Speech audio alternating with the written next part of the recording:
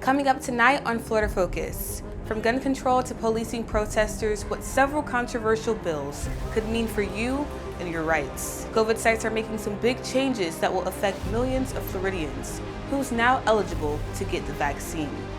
There's a rumble coming to the Tampa Bay area. New restrictions at Raymond James ahead of WrestleMania. Hello and welcome to Florida Focus. I'm Tabria Snowden. Democrats in Florida are outraged tonight after several new bills passed in the House. Reporter Leo Santos joins us now from the newsroom. Leo, what are these new bills about? The House passed 3 different bills, but they all have one thing in common. They're creating a law of backlash. House Bill 1 makes it easier for police to arrest and punish protesters. This one's controversial because some say disproportionately targets people of color and makes it harder for people to speak out against injustice. Dozens of Black Lives Matter protesters were arrested over the summer here in Tampa. Many were upset that they were treated a lot differently than the rioters who stormed the nation's capital.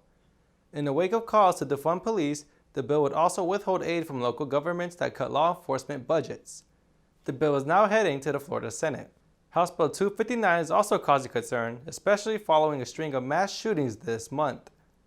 This bill will let people carry guns in churches, temples, and other religious institutions when they share the same property as a school. Some worry this gives teachers at religious schools the right to bring guns into the classroom. House Bill 72 will protect businesses from COVID-19 negligent lawsuits. This one's contentious here in Tampa Bay. Some owners have been fighting city council after code enforcement shared pictures of unmasked crowds in their businesses. Many local officials said the governor is making it hard to keep people safe. In the newsroom, I'm Leo Santos. Thanks, Leo. Starting today, Floridians 40 and older are eligible to get the COVID-19 vaccine. Even though more people are getting vaccinated, coronavirus cases are actually still rising. Spring break may be one of the reasons why. TSA data shows that over 1 million people traveled through U.S. airports over the past 17 days. Spring breakers caught national heat for flooding Florida beaches and not following CDC guidelines. Now, 15 to 34-year-olds are seeing the highest increase in positive COVID-19 cases. Governor Ron DeSantis surprised a lot of people when he announced that young people will now be eligible to get the vaccine sooner than many expected. Florida is pleased to announce that all adults in the state, age 18 and older, will be eligible for the vaccine beginning Monday, April 5th. Florida will also allow 16 to 17-year-olds to get the Pfizer vaccine with parent consent starting next week. Tampa will soon host one of the biggest sporting events of the year.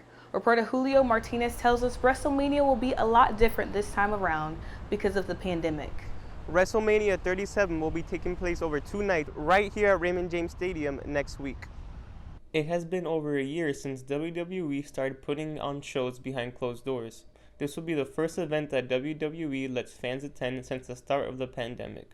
Virus-related restrictions have resulted in WWE losing about $90 million in revenue. There has been several COVID outbreaks in WWE's talent as recent as 2 weeks ago. It's hard to keep people invested in storylines and characters when you can't go and see it in person. To help reduce the spread of COVID-19, WWE will put safety protocols in place like seating pods, temperature checks, cashless concessions, and health screenings. Since we haven't been able to attend shows for over a year, WrestleMania 37, they're doing 2 nights with limited fans. That place is going to go nuts. Raymond James Stadium will be holding about 25,000 fans each night, which is about 36% of its capacity. Reporting for Florida Focus, I'm Julio Martinez. And thank you for watching Florida Focus. Have a great evening.